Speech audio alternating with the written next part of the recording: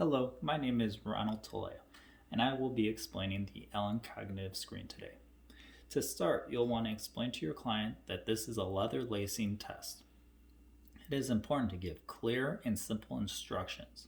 To administer the leather lacing test, you will give 3 visual motor tasks of increasing complexity.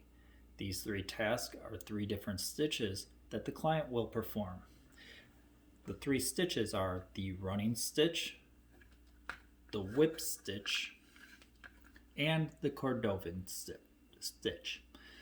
For the running stitch, you'll explain to the client to put to take the leather, go to the next hole, put the leather down through it, and then up through the following hole.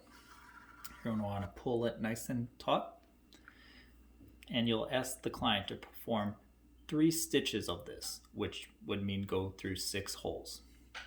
For the next stitch, it will be the whip stitch. You'll explain to the client that there are 2 different sides to the leather, one being a smooth, shiny side, while the other is a rough side. You'll explain to the client that you'll put the leather piece down through the next hole while making sure the shiny side is showing. You want to pull it taut when it is through. You'll ask the client to perform 3 of these stitches. After the client performs 3 of these stitches correctly, you'll ask them to perform 2 more stitches.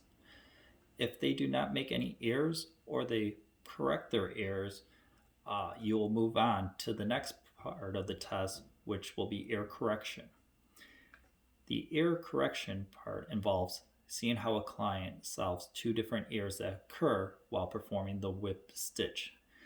The first error is called the cross error. It involves putting the leather piece down through the next hole and then pulling it up through the loop that is created on the back side.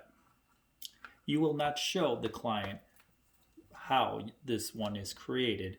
You want to see what their problem solving ability is and if they can correct the error. The second error is when the leather is twisted. This involves performing the whip stitch in the next hole, but the shiny side doesn't remain on the surface.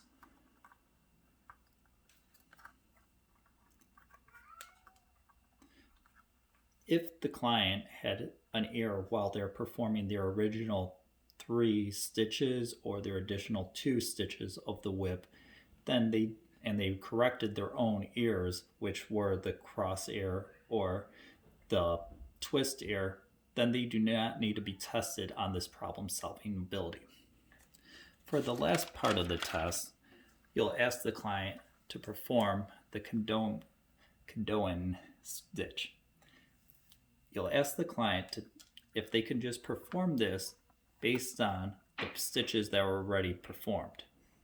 If they cannot perform this, then you may ask them if they would like to have a demonstration.